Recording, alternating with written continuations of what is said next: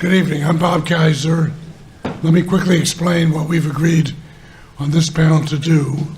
It's interesting how current events take over a panel such as the last one. So I was disappointed, frankly, that we didn't hear more about the experiences of correspondents in Moscow covering Putin and Yeltsin and so on, but it's all right. We're going to make up for it. We've divided our time here. We're going to speak for about 30 minutes in advance of opening up to you. And I've asked everybody here to recall what things were like for the likes of us in the Soviet Union when we were there. When we're finished, we'll love to hear from others, and I'd like to give preference, if I may, at least initially, to other former foreign correspondents in Moscow, of whom there are a great many here, who could add to or challenge what members of this panel have to say.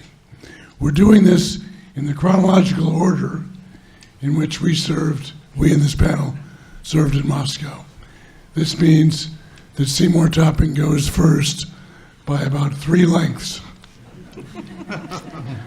I first met Top, he doesn't remember this, in 1963 when he came back from his 3-year tour of Moscow for the Times and came up to Yale, where I was a junior, I think, and talked to a group of students who were interested in the Soviet Union.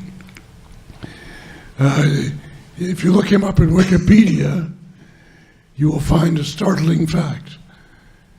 I'm not going to belabor it, but it says that he was born in 1921. You do the math. He's had an absolutely distinguished career, first for the AP and then for the Times. Top reported from China, Indochina, Germany, and the Soviet Union. Then he held a series of senior editing posts in New York, most importantly, foreign editor and managing editor. When he retired from the Times, he came up here to become the curator of the Pulitzer Prizes at the journalism school across the campus and was a professor for many years. He's still an emeritus professor at Columbia. Top, please, you start.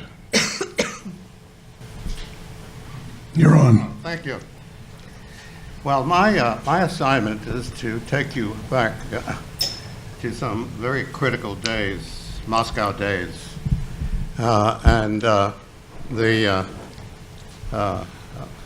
so bear with me as I take you back. Will you believe it? Half a century. More. But who's counting? In reporting for Moscow in the years 1960 to 62, although such information was very hard to come by, and the censorship was very tough, my emphasis was on covering the Cold War and the Kremlin's ideological dispute with Maoist China. I believed at the time that we were at a crossroads of peace or war, and it was critical to provide Americans with as much relative information as possible. In the kind of place that we worked, all of us worked in, that wasn't an easy job. Now, the towering figure, a very familiar one to you, I imagine, in the Kremlin's posting with Washington P. King, the party boss who repeatedly led the Soviet Union actually to the brink of war, and I witnessed that, was, of course, Nikita Khrushchev.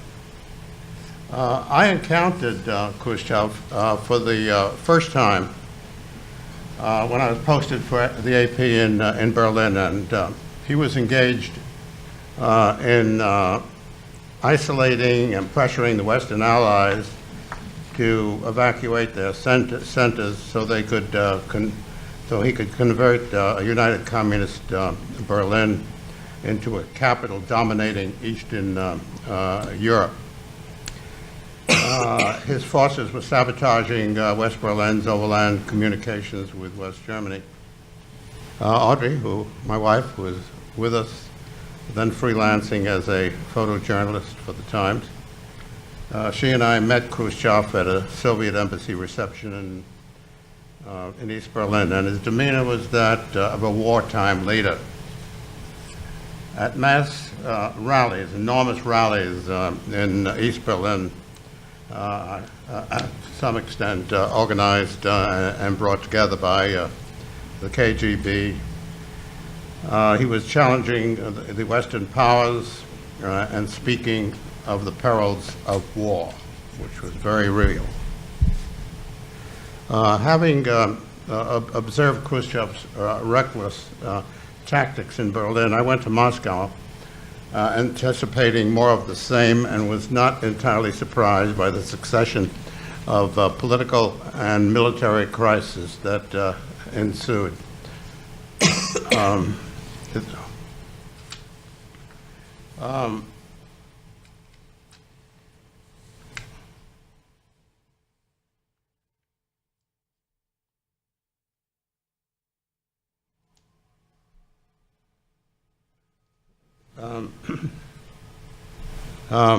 Less than 2 weeks after our arrival in Moscow, one of the most momentous developments in the history of world politics began to unfold.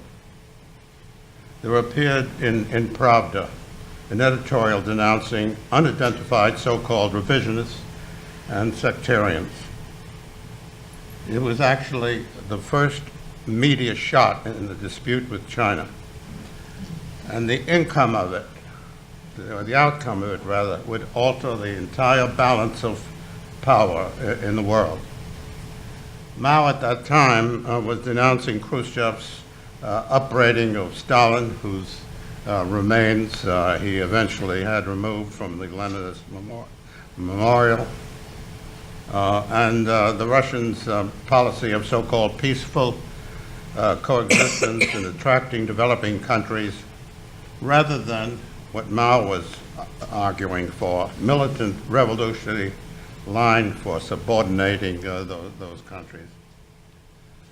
On November 23rd, I went to the Central Telegraph, which I think many of you will remember very well indeed. And I wrote a story based on a leak which I had obtained from the proceedings of a Congress of communist leaders in Moscow that had been summoned by Khrushchev. The dispatch that I wrote detailed an exchange of the hostile polemics between the Chinese and the pro-Soviet delegations. When I turned my copy over to the censor's office in the Central Telegraph, I doubted very much that he would pass it.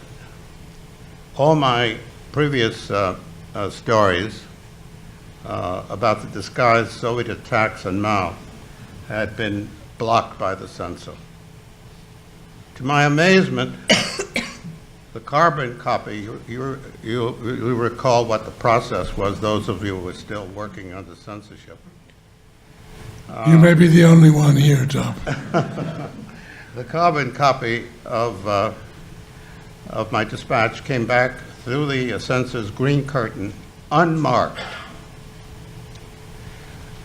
It signified that the censor had passed the dispatch, which led the New York Times front page in the morning. And passing it meant that Khrushchev had decided to go public in his basic confrontation with China. And thereafter, the communist world, the communist bloc, was effectively split politically.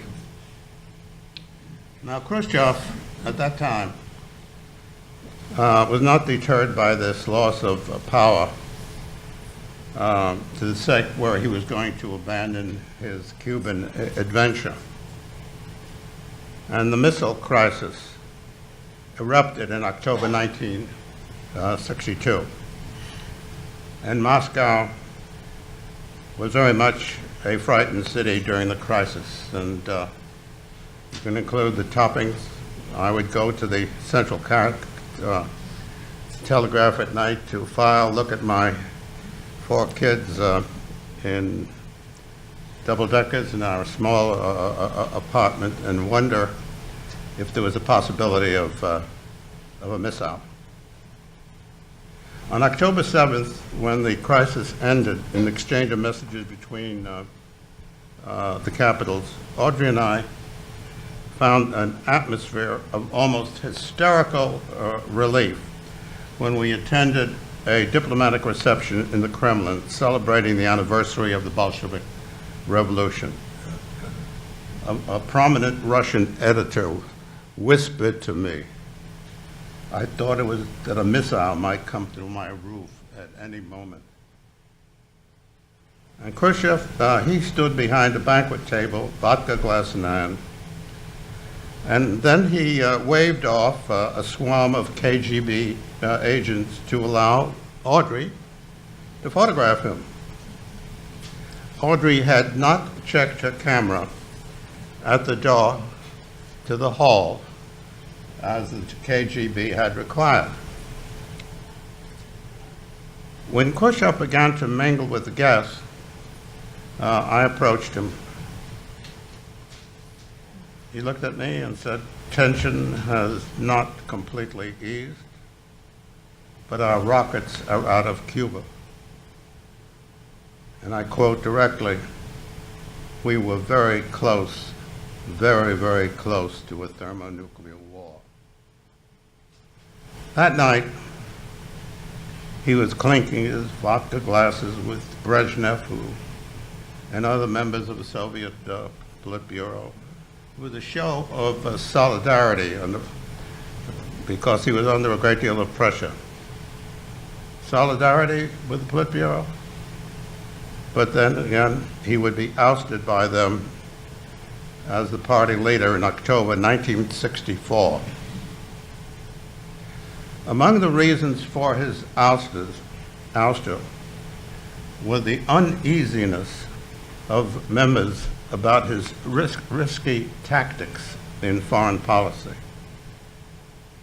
And these days, when I'm recalling Khrushchev and his confrontations with the United States and China, I sometimes think and wonder if Putin is making the same kind of mistakes. Thank you. Thank you very much, Tom. One question. When did the censorship end? Do you know? What's that? When did they stop censoring outgoing dispatches? I don't recall the exact date, but it was just before I left. I think it was 1962. The ban censorship, of course, I mean, it was in the sense that you didn't have to go down to Glavlet in the Central Telegraph and pass your copy through, or telephone Moscow with your dispatch, knowing that there was a censor on the telephone line listening, and that if you did not show the copy that you planned to telephone to the censor and got its approval, you would be probably kicked out of the country. And of course, there were people that were expelled. Sure. Thank you. Next, chronologically, is myself. I came in 1971, and it was hard to remember now, but it was a grim moment. It was 2.5 years into the first Nixon-Kissinger administration, and the Soviets were fed up with Nixon, who was then secretly planning his trip to what we called at the time Red China. Relations with Moscow were lousy, American relations. Kissinger and Nixon had tried to strong arm the Soviets into helping them get out of Vietnam by leaning on Hanoi to make a deal that would give Nixon his honorable exit, which the Soviets refused to do. My predecessor for the Washington Post in Moscow, the late Anthony Astrakhan, actually asked to be withdrawn from Moscow by the Post 6 months before his tour was supposed to be up, because he was sure he was about to be expelled, and thought it would be better for him and for the paper as it was, certainly, for that not to happen. So we had a 6-month interregnum, 5 months before I got there. But the KGB was aggressive with American correspondents in '71. It was really a bad time. But, and this is the only thing probably I'll ever be really grateful to Richard Nixon for, he saved my tour of duty. He made the deal first with Mao and Zhou Enlai to go to China, which in turn led to the possibility of making the deal to come to Moscow in May of 1972 for the first summit meeting. And it would be very difficult to overstate the change in the atmosphere that occurred with that summit meeting. A number of us who were here can remember this. It just became much easier on every front. Officials began to grant occasional official interviews. Soviet journalists became much more friendly. The idea of détente, which blossomed somewhat slightly later, got into the system, and we had a much better time.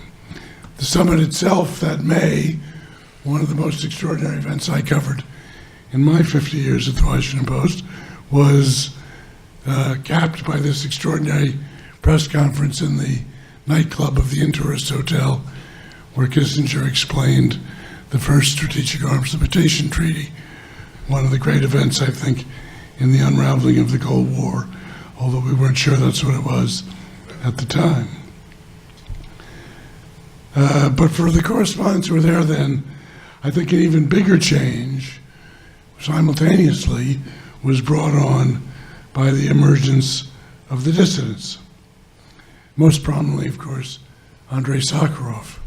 There are several people here tonight who had the incredible experience of watching Sakharov drink his tea out of the saucer of his cup because the cup was too hot for him, and eat the cakes that his extraordinary wife, Elena Bonner, perhaps for American correspondents, the single biggest pain in the ass in Moscow, but also a remarkable person who did an extraordinary job helping her husband. They organized these press conferences in the apartment on a regular basis for years, and they were remarkable events. At the same time, the great, remarkable, also pain in the ass, Alexander Isaievich Solzhenitsyn decided that he too had to speak to the Western press. Unfortunately for our colleagues, but happily for Rick Smith and me, he chose the two of us to do this. And we had an amazing interview with Solzhenitsyn in his mother-in-law's apartment off Gorky Street in April of 1972, which was timed to take advantage of the impending Nixon visit. And then there were also at this time a burgeoning number of what became known as refuseniks, Jews, including some very prominent Soviet intellectuals and artists who had taken what was then a very courageous step to apply for immigration to Israel, and that became possible in 74, 75, 73, 74, 75, many of whom were forced to wait a year or 2 or 3 to be finally given a visa that allowed them to leave. In that interregnum, when they were literally refused their visas, their papers to leave, they became wonderful sources for American correspondents. They became some of the only free people in the Soviet Union who felt no qualms suddenly about talking to agents of Yankee imperialism, i.e. us. So as a result, what had begun in the summer, fall of '71 as a pretty dreary and difficult assignment turned into an absolutely fantastic adventure, which I benefited from enormously.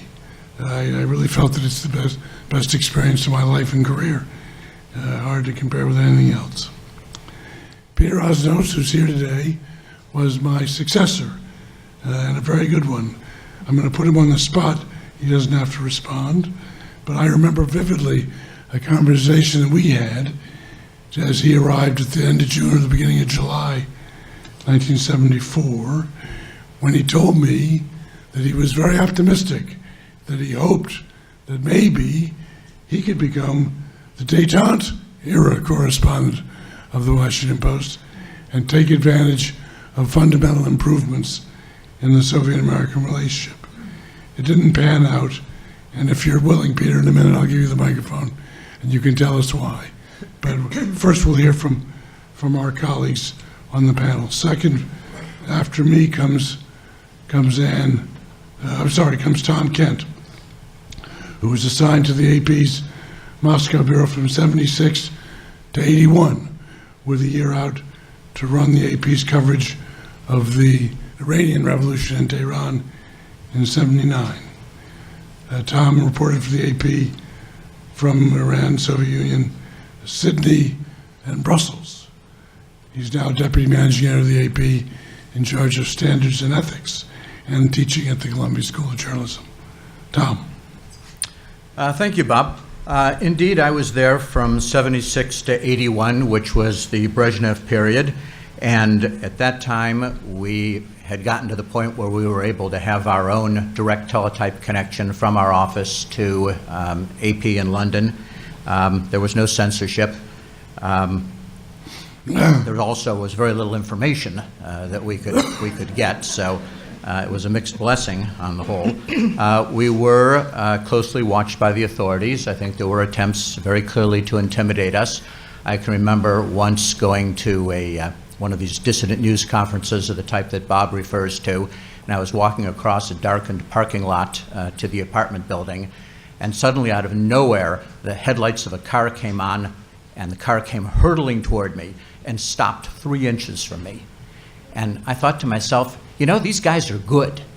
The plan was to stop 3 inches from me, and they did. Maladzi. They are really professionals. I think that Western correspondents were barely tolerated in the Soviet Union at that time. There was really very little reason they wanted us there, but they wanted their own correspondents abroad, and they had signed by that point the Helsinki agreements, agreeing to a certain amount of freedom of expression and exchange of correspondence, so they lived with us. It was difficult, very difficult, to get official interviews.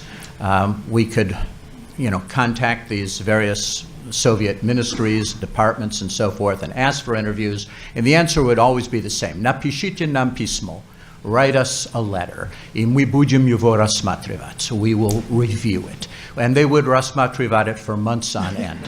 So almost never could we get the kind of interviews that we felt that we needed. And the same thing was true for contact with ordinary people, and that's what I regret the most, the lack of contact with ordinary people. It was as if people were programmed to watch out for foreigners. I guess they were programmed to watch out for foreigners, but everybody seemed to be programmed to watch out for foreigners. I can remember one event, like the worst thing that can happen to a news agency correspondent in Moscow at the time. One night I got a call at home from New York saying the dreaded UPI, our opposition, was reporting a plane crash at Moscow airport. And could we get it? Well, no, we couldn't. UPI had just been incredibly lucky, given that it was a plane crash, but in journalistic terms, they'd been incredibly lucky to just have had somebody at the airport at the time. No, we couldn't match it. We couldn't get out to the airport. The roads were blocked. We called all sorts of officials. Of course, they didn't know anything. So finally, I called the Stolovaya, the little, the little snack bar in the airport, and talked to the Stolovaya lady. And I said, anything going on there, And she said, Ничего, всё спокойно, всё нормально, everything's fine here. But later on, we heard they'd been carrying bodies through the Stolovaya at that time. but somehow she knew not to engage with us. And I think that the Soviet authorities really did themselves a tremendous disservice with their belief that it would be bad for the regime if there were more contact between us and ordinary Soviet people. The fact was, as far as we could determine, and obviously we did talk to some real Soviets now and then. I was there for 4.5 years. It happened now and then. As far as we could determine, most people were sort of okay, the way most of us are sort of okay in our lives and in our world. I never sensed that the Soviet people were on the edge of rebellion. They knew that life was better in the West in terms of consumer goods and so forth. But, you know, I know life's better in Hollywood, and I don't cry myself to sleep every night that I don't live like people there do. My fate is to live in Larchmont and live as I live. And also there was no familiarity with Western-style freedoms, and therefore I think no particular sense of their absence. We would talk to Soviets and mention freedom of the press in the United States, and they would say, oh yeah, we've heard about that. That means that anyone can print pornography and sell it in public, right? I say, well, yeah, I'm not sure it's what the founding fathers had in mind, but yes, that's true. And they'd just sort of, aha, and there you are. And they had very deep suspicions of us. There was a night when there was a fire in the foreign ministry, in the tower of the foreign ministry, and some of us came out to take pictures, and a very angry old lady strode up to us. I don't think she was a KGB officer. I think she was just an angry old lady. And noticing our shoes, which of course is the giveaway, said, are you foreigners? Are you foreign reporters? And we said, yeah. And she said, you're going to put a picture of that in the paper, right? We said, well, yeah. She said, so of all of the beautiful architectural monuments on this street, you're going to publish a picture of the one that's on fire. And I said, well, yeah, that's sort of what we do. But it was clear that she was hardly a great supporter of the Western press or Western concept of living. Now, it's true that Russians certainly knew that their life was difficult, and you would see long lines everywhere, as many of you can remember, for consumer goods. Everyone carried a string bag just in case something interesting might be on sale. But from what I could see, the focus of people was not on blaming the authorities for this and organizing a revolution. The focus was, how can I get by? And somehow, with their extended families and someone who knew someone, and the fact that if their factory's Dom Kultury, the little theater in their factory, was getting a film that a lot of people wanted to see, they had a few extra tickets, they could give that to the butcher, they could get some sausage. You know, if they succeeded, it hadn't been a wasted day. They could get along. So in being isolated from ordinary people and being cut off from official organizations, a lot of correspondents missed out a lot about the general acceptance of the system and some of the accomplishments of the Soviet state. It could make a person an anti-Sovietchik living in that environment. Now, of course, as I say, you can be so open-minded that your brains fall out. The country was repressive. The economy was lousy. The government was involved in all sorts of plotting against the West. All of this had to be reported. But at the same time, I think there was probably an opening, if the Soviets had handled it better, to make us more aware of what the country was doing right, some progress that was being made, and improving their image. And I think in particular of Vyacheslav Fyodorov, who was a Soviet ophthalmologist, who came up with an idea that, get this, the idea was that he could cut holes in your eyes and that would make you see better. Well, this was met with great mirth by a lot of Westerners in Moscow, and the American Ophthalmological Society, which of course would be the experts, said, oh, this is highly dangerous, oh, I would never do such a thing like that. And Vyacheslav Fyodorov never really did get much cred in the Western press. And of course, this was the beginning of laser surgery, and he was a great innovator in this area.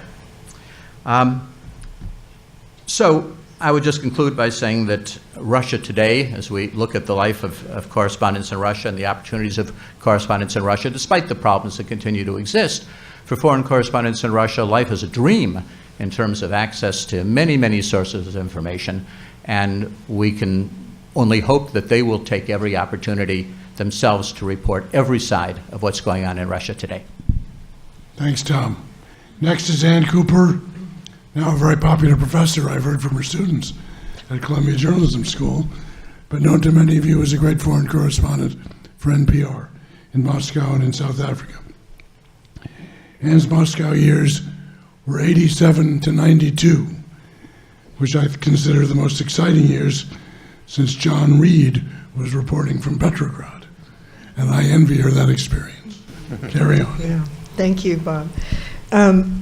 First, I want to say my colleague Ann Garrell sends her greetings. She worked with many of you in many different eras in and out of Russia, and she really had hoped to be here today, but wasn't able to at the last minute. She has a book coming out next month called Putin Country, A Journey into the Real Russia, and it's based on her couple of decades or so of reporting from Chelyabinsk, a location that she chose to get out of Moscow and see what was happening in Russia in the years after 1991. And I'm hoping that we can bring her back up here to Columbia sometime this spring to talk about that book.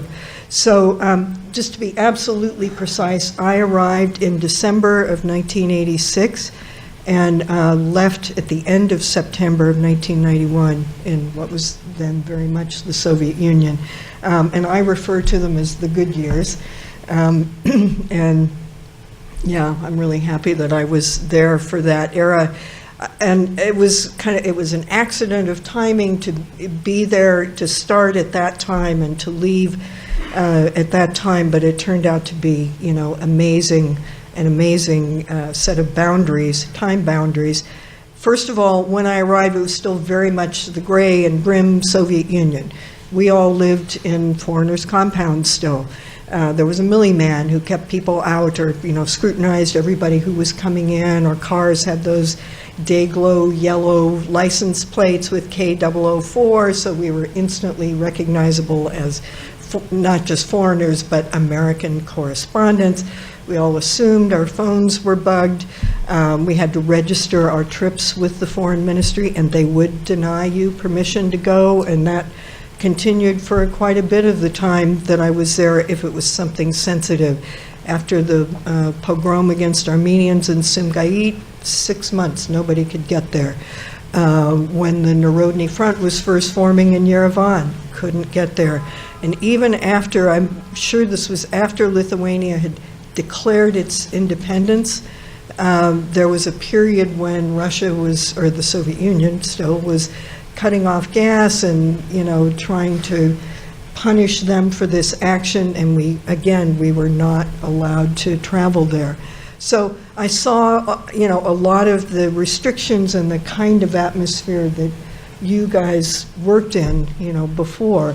But I also, almost immediately when I arrived, things began to change. Andrei Sakharov was out of exile in Gorky. Within weeks, the Perm political camps were being emptied.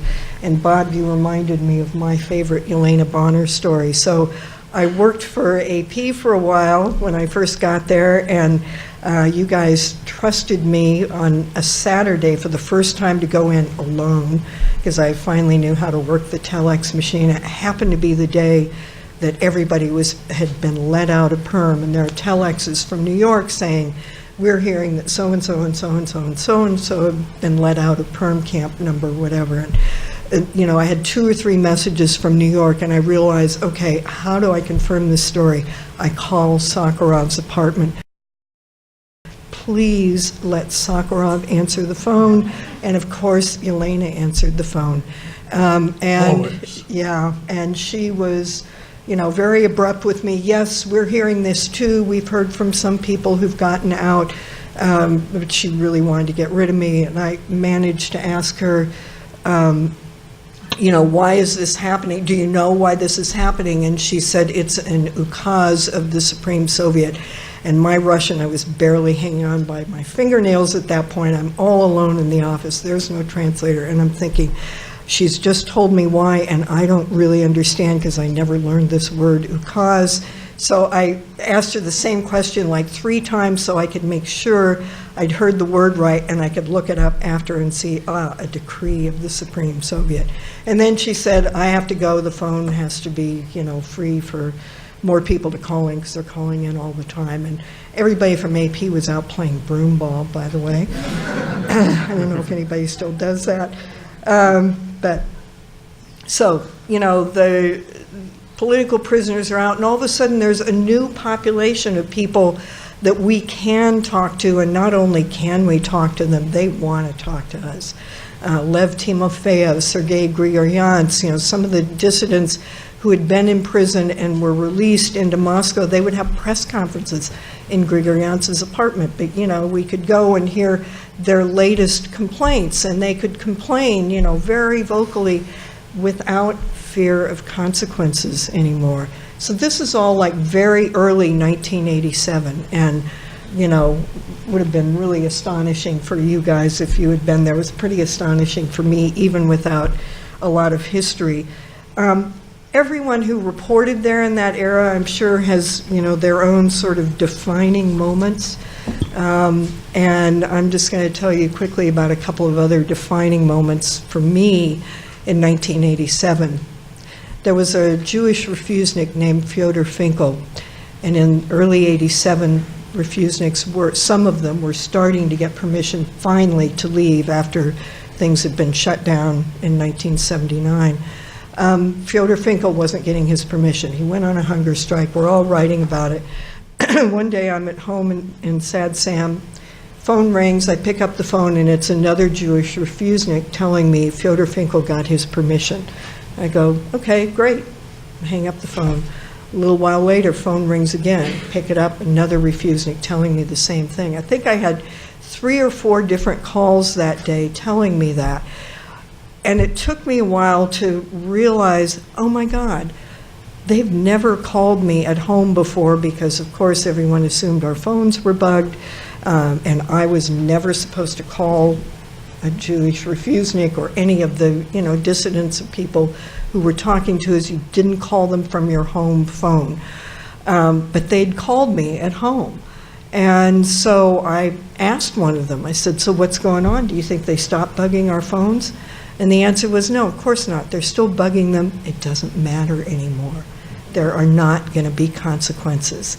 So for me, that was a defining moment. Another defining moment that year, August 1987, Molotov-Ribbentrop Pact anniversary is in August, and some of the people released in early 87 were Lithuanian dissidents some of them had spent a long time in prison.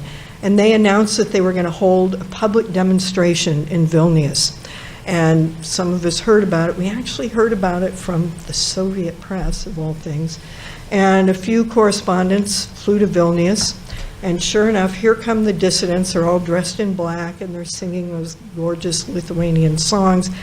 And the amazing thing was that they get to this square, and there are like dozens of other people there. And by other people, I mean, students, academics, workers, ordinary people. It still took something to be willing to go to that, but it was not the hardcore dissidents. Like from your era, something like this would happen and it'd be over in a minute, right? Sure. You unfurl the banner, there'd be 5 people 45 there. seconds, Yeah, think. yeah.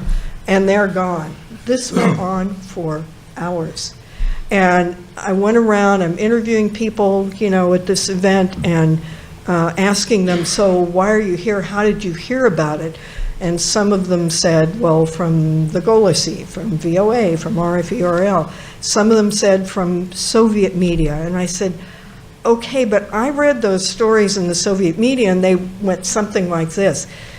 some horrible dissident people are planning to have a demonstration in Vilnius this weekend, and anybody who would turn up at that as a parasite or a hooligan, or, pick your term. And I said, so how could you read that and think that it was okay to come to this event? And they said, well, we weren't sure, but they've never written about it before, and the fact that they're writing about it means something has changed.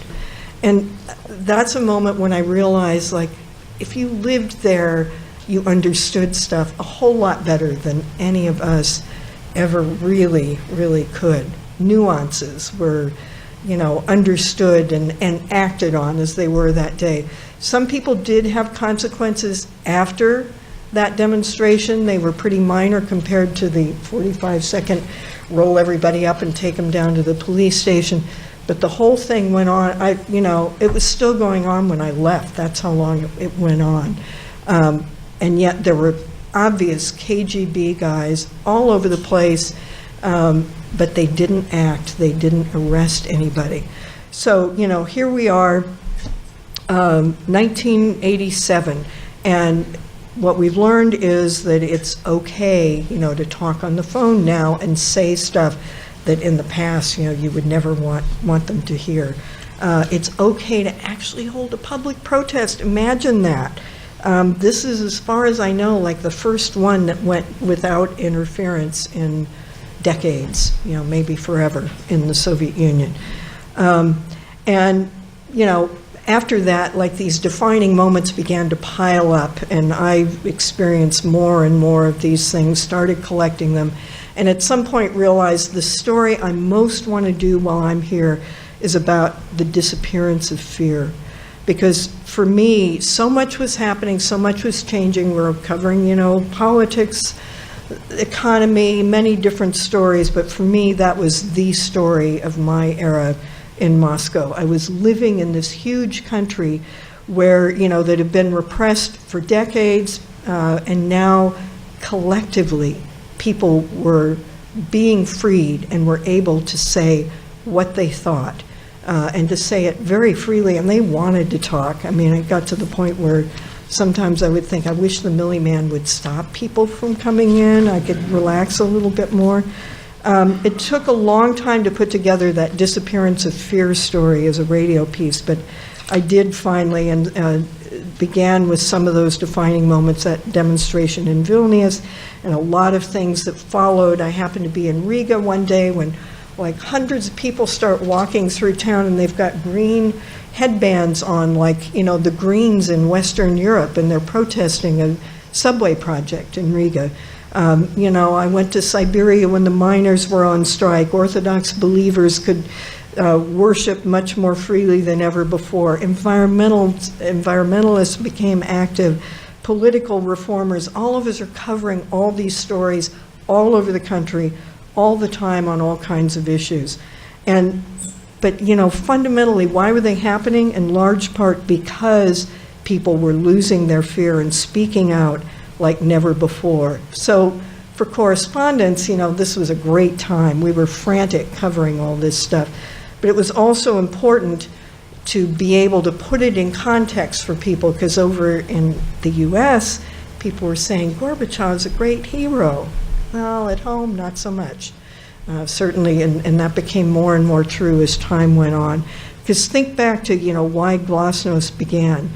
Gorbachev could see the economic disaster his country was headed for, but in order to bring about reform, he had to start telling people the truth, but not all the truth, just, some bits of truth, so that they would understand that all those reports about, oh, comrades, we overfulfilled the plan again this year. Well, maybe that hadn't actually happened. And that's why we need agriculture reforms. That's why we need other reforms in the economy. And for a long time, or for some time anyway, Gorbachev thought that he could stay in control of this process, that, he and the party could control what people could know and what they couldn't know. And man, was he wrong. Because after it began, Glasnost began to take on a life of its own, amazingly often led by Soviet journalists who grew up in this system, but were out there pushing the envelope. but also by lots of other people, in all walks of life. Scott Shane, who was there at the time for the Baltimore Sun, wrote a terrific book called Dismantling Utopia. I was looking at it this week and was reminded of so many stories that I covered and I've forgotten. By mid-1988, he wrote, so much had been published that contradicted what was in school textbooks that school history exams for the year just had to be canceled. What was Soviet history anymore? And that one example, I think, really captures how chaotic this information flood had become. We're all reveling in it. It's wonderful. We love information. We love being able to talk to people who will tell us exactly what they're thinking. And it was exhausting, it was exhilarating, and it was also really challenging, because the kinds of things we're getting from our editors are, where are things headed? What's Gorbachev up to? Will there be a coup, and when? And, people's vacation plans would be canceled because, oh no, you can't leave. We hear all these rumors that there could be a coup. I'm going to read you a couple of observations from Scott Shane's book that was written, obviously, afterwards, but I think really captures, some of what was going on that we were living through at that time and kind of struggling to convey. Scott says, what happened was very different from what Gorbachev wanted to happen. He set out to renew socialism, not to destroy it, to make the empire stronger, not to break it apart. Sometimes Gorbachev looked flexible and courageous, like a democratic reformer. Other times he fell back on the stubbornness and the cruelty of Communist Party traditions. This was really a titanic struggle, and if you didn't understand that, and if you weren't trying to explain it the best you could to your audience, then they had no context for the last year that I was there, 1991. That's the year of the Soviet invasion of Lithuania, which had been the first republic to declare independence. It was also the year of the attempted coup in August. And those are moments when this titanic struggle became very, very public, very dramatic, and kind of got resolved, more or less, at least for a time. And so I'm going to end with just one anecdote from the very end of my time there. It's like days or a couple of weeks maybe after the August coup had failed. The Supreme Soviet was meeting, and it may have been for their very last time. And all the reformers there, of course, are giddy. Victory had been theirs. Maybe we're actually looking forward to that bright future that Soviet communism had always promised and never delivered.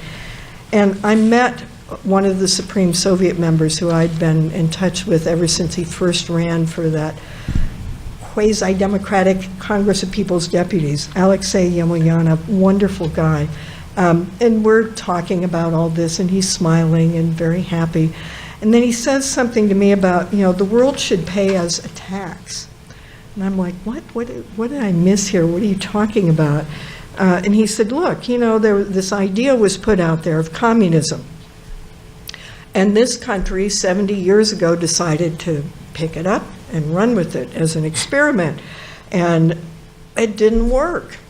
And nobody else in the world now has to go through that and waste their time and energy and resources and all of that, and they should pay us a tax for our trouble. And he smiled when he said that. It was a joke, but it was so, to me, when I think back on it, it was so symbolic of that moment. There was a buoyancy and optimism, and you could joke and look forward to a future of freedom and satisfaction and hope. And that's the way it was when I left in late September 1991. And where is he today? I don't know. I looked him up, and there's nothing current on the internet about him, so I'm not sure. Anyone who will experience the flood of information that Anne's talking about, which I did on 2 or 3 visits in 87 and 88, and the sudden ability of people to talk and eagerness to talk, led by the extraordinary Alexander Yakovlev, the most important figure in Gorbachev's circle. It makes the current events so much sadder, really. It's just incredible. Finally, my friend and longtime colleague David Hoffman, who was the Washington Post Moscow correspondent from 95 to 2001. David has written 3 terrific books on Soviet subjects, and you should read all three. The Oligarchs, the Dead Hand, and the most recent one, The $1 Billion Spy, soon to be a major motion picture. David. Thanks, Bob, and I will try and cover this neglected period in our discussion tonight, that period between the Soviet years and when Ann left at the very end of the Gorbachev period and the start of the Putin period. There was 10 years in between there that was quite important. But I'd like to tell you that as I sit here tonight, I see a lot of New York Times people whose bylines I've read for years, Washington Post people. Bob has been a mentor for 30 years. And I think about my preparation for Moscow and what they all told me, what I read in the paper. Everything I read from Ginsburg and what it was like in Stalin's period through Bob's own experiences as a correspondent, and then the great rush of perestroika. I was trying to steel myself for what would I see there, and it seemed it was going to be a lot of patience would be required because it was a hard beat. People blew a lot of that terrible Soviet cigarette smoke in your face, and you had to drink a lot of vodka and tolerate a lot of days that were dreary, and you had to read these endless commentaries. And I was really prepared for something that was just horrible. And I recall a good AP correspondent, I asked him for some advice. We were studying at Oxford, and we just asked him, when we take our family there, what kind of clothes should we wear? And he said, very, very dark, gray, brown clothes. And for all this preparation, this sort of handed down wisdom that is part of being a foreign correspondent, I absorbed it all greatly and with great eagerness, and then I got to Moscow, and it was all wrong. The Moscow we arrived in was a place just alive and afire with color. And in so many ways, the experience I was about to have was unlike anything that I had read about or prepared for, and have still in my own mind I'm trying to understand. But it was a place where, first of all, the entire society had been turned upside down, and instead of this very dreary and quiet and difficult reporting, people were knocking down our doors to talk to us. It began in perestroika, but by the time I arrived in 1995, you could work from the minute you got up in the morning until you dropped in the evening with people talking to you. There were 4 hours of independent television news every single night that had to be monitored and watched. And people, like Yegor Gaidar and Boris Nemtsov and Anatoly Chubais were just available for talking for hours. And you could essentially begin to penetrate the fabric of a society that you never had a chance to before. So I was sort of taken aback and stunned and a little bit shocked at this enormous cascade of information and trying to make sense of it for Bob and my editors back at the Washington Post. And one of the things I realized very early was that the structure of the society was changing, and this group of men called the oligarchs were beginning to sort of set up business structures and clans. And it was certainly not only my observation that was happening, but I got very interested in how that worked and how they did it. And I was also very fearful of them because they had big security forces, and they were also as secretive as any Soviet apparatchik. I mean, they were not particularly forthcoming. But one of the things I realized in this great cascade of information is that they love to talk. And mostly, they love to talk about each other. So that pretty soon, 5 or 6 of these oligarchs, if you worked it right, you could begin to rotate among them, and they would all talk about each other, and you could begin to put together the story of how they had built this structure and how they were using privatization and all the things going on to create these giant business empires that made them billionaires. And for one glorious year in 1998, my editors at the Post gave me the entire year to write about these structures and how this was happening. It was an absolutely amazing time. The kind of journalism that was as deep as any that I had ever seen practiced in the newsroom of the Washington Post. And here I was in this place where Yevgeny Ginsburg had written Into the Whirlwind, where Black Marias pulled up in the middle of the night, where fear was everywhere. And I was out there like just completely free. The only real fear I had, and I did sometimes wrap up my notes and put them in a safe, my only fear was that one oligarch was going to come after me because the other one didn't like what he had said or something like that. Their rivalries were sometimes quite violent and a little scary. But I also realized that at some point the way to understand the society was to just do that reporting thing that we had always done. And I was doing the last article for that year in 1998 on Mayor Yuri Mikhailovich Luzhkov. And his business empire, which was pretty large, was very, very opaque. And I couldn't quite figure out who owned the companies, what were they called, how was all the cash being moved around. And I'd been at it for a year, but this one was really turning out to be difficult. So I went, as I often did, by calling everybody I could. I went to interview the head of a very small bank. It was called the Bank for Reconstruction and Development, and I got to see the president, and he sat and told me about all the good works of the bank and everything. And then as I was leaving, he gave me a good sheaf of PR materials, and I got out into the car, and I just normally took a quick look at these PR materials, and I realized that on the bottom underneath, he had, either on purpose or maybe by accident, given me the entire blueprint of Yuri Mikhailovich's entire business empire. Blueprint, organization structure, names, the whole thing. Information existed in that time, and you could report it, and it became really entirely the opposite of what Malcolm Muggeridge once titled his book about his tour in Moscow, Chronicles of Wasted Time. My tour was non-stop journalism. The military-industrial complex went through a sort of a similar phase. There was once all this great secrecy. Correspondents were prohibited from 25 kilometers from leaving Moscow. There were all kinds of restrictions. But by the time I got there, all of this Cold War junk that had been part of the buildup was just laying in plain sight, and people were sort of happy and eager to talk about it, you know, including the fellow who had worked almost his whole career on designing the Soviet space shuttle, the Buran.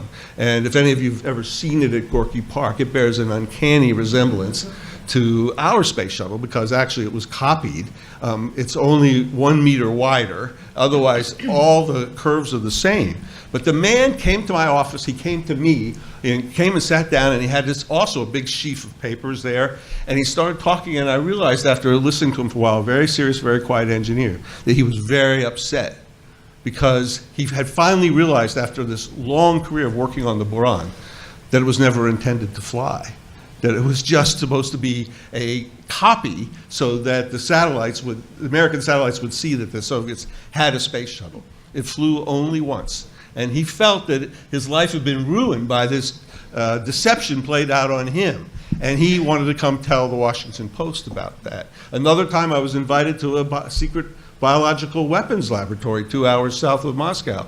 And why? Why were they asking me to come and put on a hood and go walk around this place? Because a few months before, their budget had run out and their electricity was threatened to be cut off. All those refrigerators with all those culture collections of those germs were about to be turned off. And so they were receiving an American grant at this time, and they thought it would be good to let everybody in to see it. And by the way, I never got back into that place later, and you wouldn't get in there today. But that's what kind of time it was in the 90s. And lastly, I would say this. I gave a lot of thought to what I would find when I got there. I was surprised by it, but I went there with the conviction that Russia was in some kind of transition. And I took a lot of grief from people in academia and other journalists saying, well, transition to what? What do you really know? There were some people saying, oh, David, you're just being ridiculous. You know, it's just going to go back to the way it was always and forever. Russia will never change. But I held to that belief and devoted a large amount of my journalism to what I saw as an effort by people in Yeltsin's time to create democracy, to create civil society, to create a market economy. And I look back on that with pride. I don't feel it was an error to essentially tell the world what was happening, but I also look back at it with a great deal of doubt, because this particular thing that we saw, we had no concept about how thin, how reversible, and how unsustainable it was. And I feel that if I had to do my tour over again, one of the questions I'd like to ask of all those people and of the Russian people is, why didn't it last? You know, we often called it a journey without a map. And I believed in that destination, but I'm also very, very sad to see that so much of what that journalism was devoted to. You know, when Boris Yeltsin passed away, my partner in the Moscow bureau, Lee Hochstetter, wrote an obituary of him, which said that he left a society more free, more diverse, more energized, more entrepreneurial, and more chaotic than any in Russian history. Under Yeltsin, millions of people traveled abroad for the first time, voted for the first time, and learned to rely on themselves for the first time. And I don't think that was wasted time. And I also don't think it's the end of the story. My own visits to Russia, even now, to the young generation, to the coffee houses, tells me Vladimir Putin is not all of Russia. There's a kernel left. Those green shoots have not been completely destroyed. But I'm sad that so much of what we saw in my time didn't last. Thanks. Well, thank you all. This is great. Like good Russians, we can applaud too, right? So, we'll have questions and comments. How late can we go here, management? Can we go till the quarter of? Is that legal? Okay, we'll do it. Sure, this is a good event. Irv. I take advantage of your invitation to briefly recall that Identify yourself and your time. the reason that I'm here is that I'm ABC News correspondent in Moscow beginning in 1969. And the Russians were deathly afraid of pictures that would show life as it really was. And His name is Irv Chapman. Irv Chapman, sorry. I later worked for CNN and Bloomberg and so on. And we were not allowed a camera crew of our own. Every time we wanted to film a story, we had to apply in writing to the Novosti press agency. If they liked the idea, they would carry it out by assigning a cameraman, sound man, and coordinator, otherwise known as traveling censor. If they didn't like the idea, they would find some excuse not to do it, an excuse that we could check and see was a total and outright fabrication. And if they didn't like the execution after approving the idea, the film never got to New York. And AP and UPI had to transmit their still pictures through TASS with the same result. If they looked at the picture and they didn't like the caption, it went to Stockholm instead of London, and nobody in Stockholm was paying attention to it. My tour of duty, it was extended by the Nixon visit. I was supposed to leave before then. I left the day after he left. But before that, a visiting executive from ABC was assured by the authorities they would never permit us to bring a cameraman of our own. But they relented, and they did. They charged an arm and a leg for facilities. That's a story in itself. And each of the three networks sent a camera crew someplace simply to film an everyday scene. I went to the pet market with a camera crew from Washington. Very painstaking cameraman who focused carefully on all these people proud of their dogs, cats, canaries, and birdseed. And two guys came out of the woodwork, and it turned out there was a police substation at the pet market. And we spent the next half hour arguing with some colonel of police until a guy with a leather jacket came, whispered in his ear, and we were free to go, but we had no story. So for me, it was a joy to get on the next plane for Tokyo, resume my career. If anybody wants to hear more, get me a drink at the bar afterward. Good. In the back. Yes.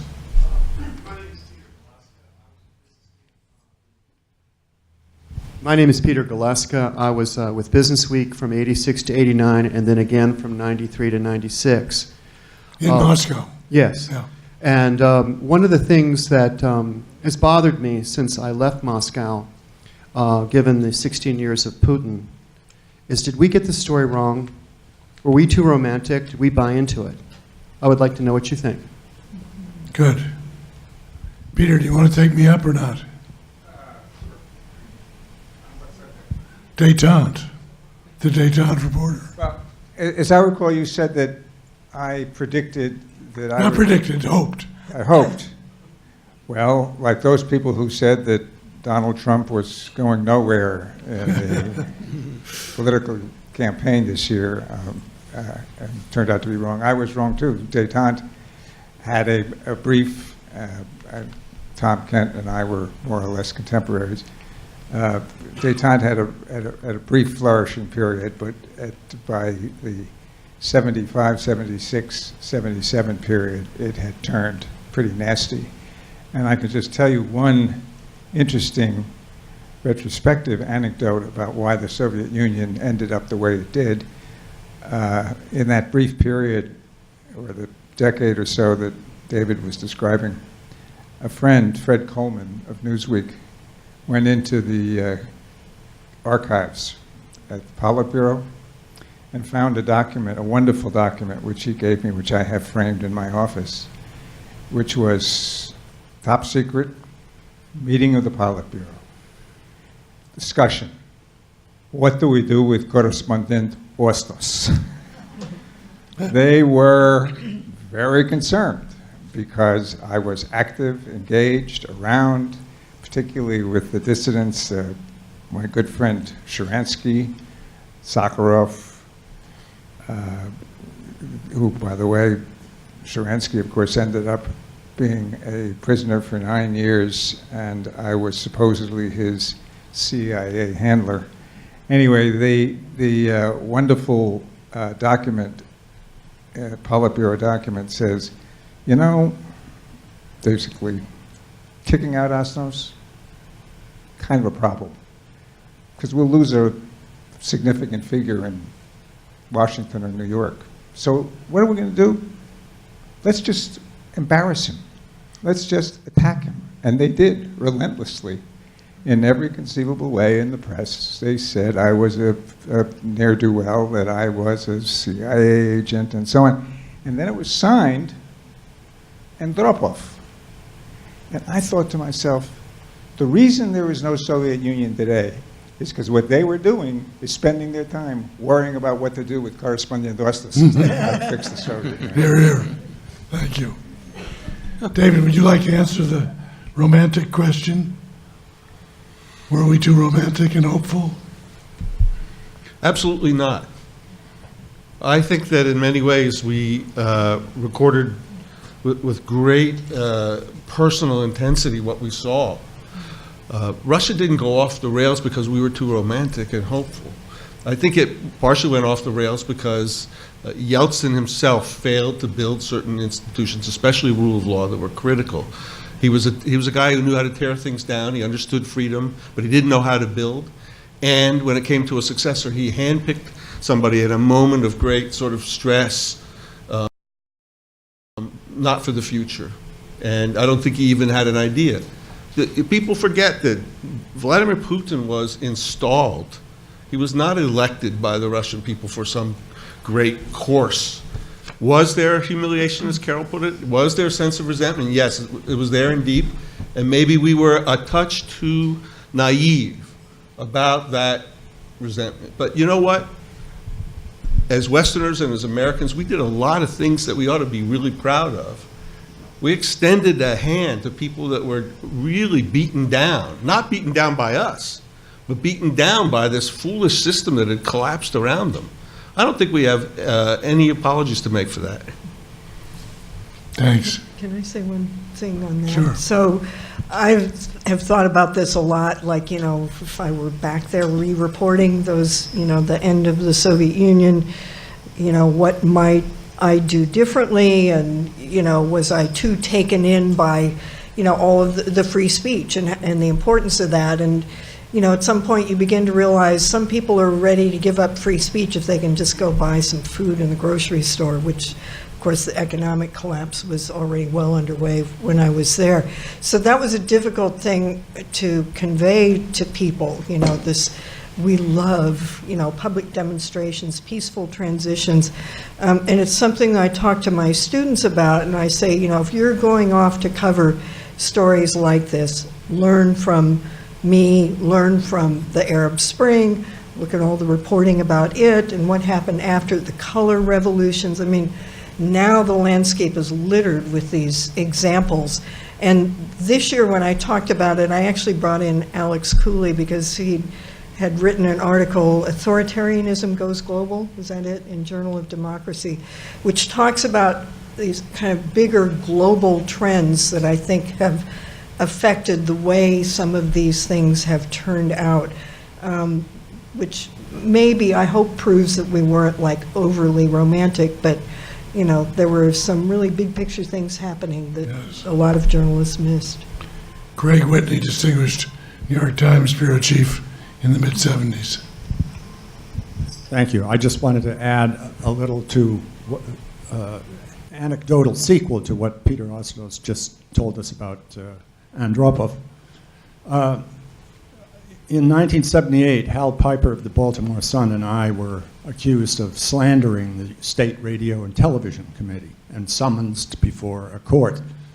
It had to do with Ziad Ganzahordia, the crazy nationalist leader of Georgia, and it's too complicated to go into. But we were both, when we got the summonses, sort of terror-stricken. What was going to happen? Were we going to end up in jail, in prison, the way some others, like Bob Toth, did? Or what? So one night I'm down in our courtyard of our building where the Millie man on duty was this fellow we used to call Carlos, because he looked a little like Carlos the terrorist. But he was friendly. He would always greet you in a friendly way, and he greeted my wife when she took the children out for a walk and so on. And so he sees me pacing in the courtyard at about 8:30 at night, and he says, "Господин," he said, "Что-то вас беспокоит? What's bothering you?" And I said, must have said something like, "Well, you probably know." He said, that, he says. "There'll be a trial. You'll lose. You'll pay a fine, and that's it." Well, he was absolutely right. That's just what happened over the next 2 months. I discovered in a memoir written by Valentin Falin, who had been the Soviet ambassador to Bonn when I was there, and I kept up contact with him in Moscow, where he was in the Central Committee. After this trial and everything was over and they had told us, "You can stay, just be good boys, don't ever do anything like that again," I asked him for an interview about Soviet-American relations. You know, could they be improved at this point? And he gave me the interview. And it was a nothing story. It appeared inside the paper. But in Falin's memoirs, written years later, he says after that article was published, he gets a call from Andropov, who says, "So you're making your own foreign policy now?" He says, "What do you mean?" "Well, we had Whitney just about out, and he'd be forced to leave, and then you give him an interview. What do you think you're doing?" So things were complicated. They weren't all fingernail pullers. Great story, thank you. Yes, you little lady in red.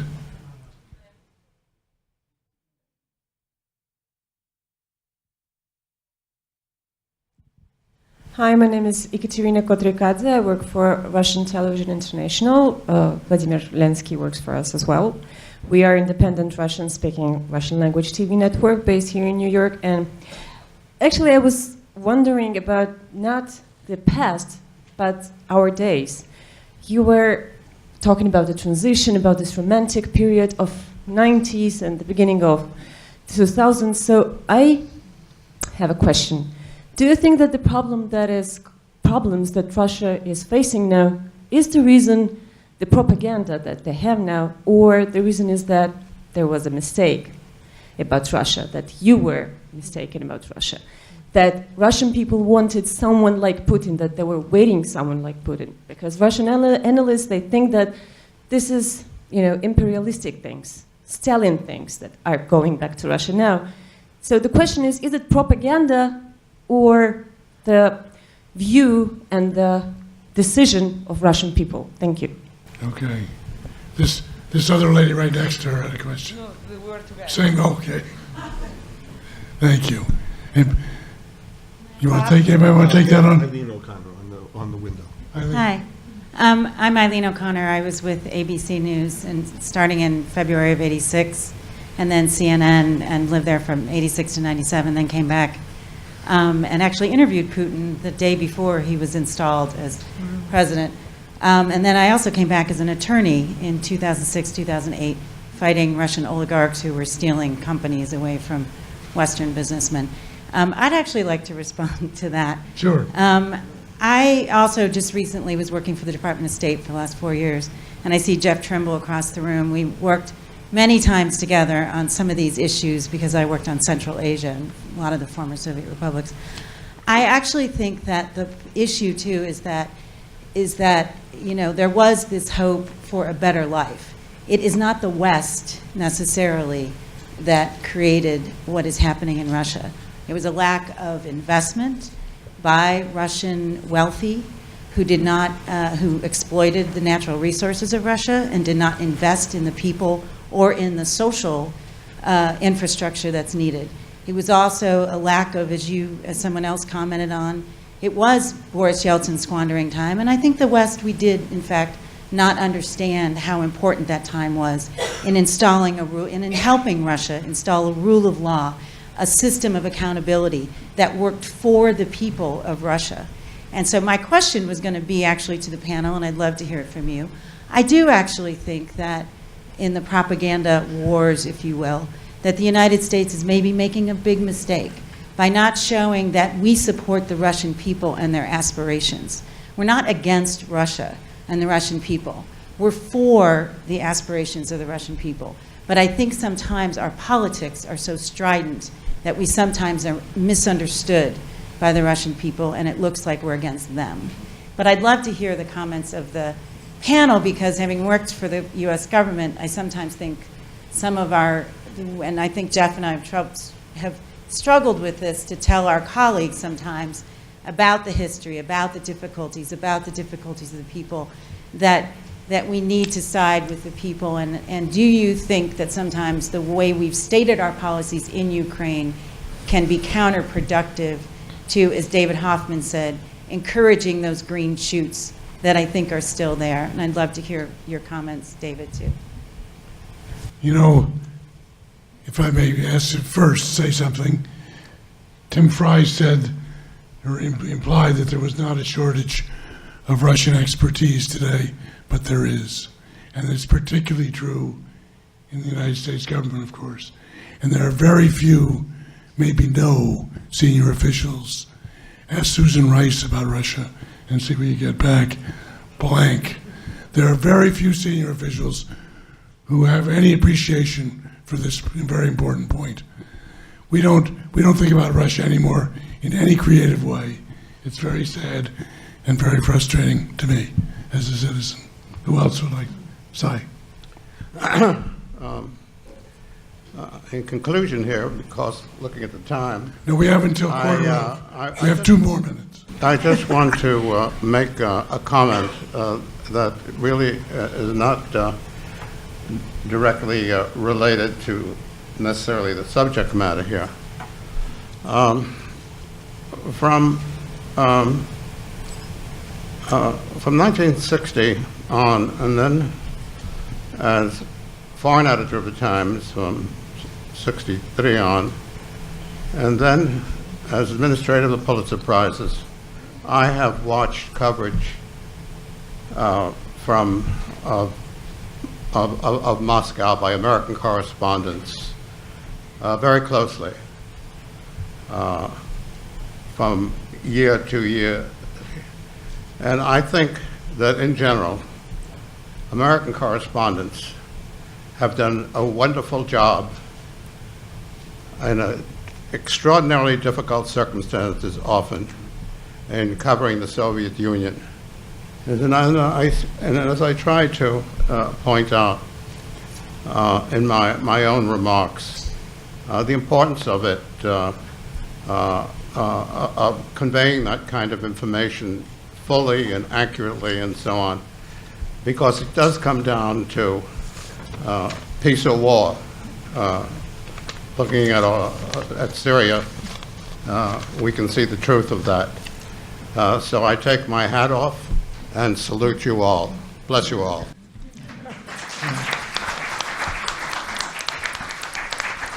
A very nice last word. We do have to go because the room for the reception is only ours for 45 minutes. I'm sure that all of us on the panel, on this panel and the previous one, will be happy to answer more questions in the reception. Thank you all.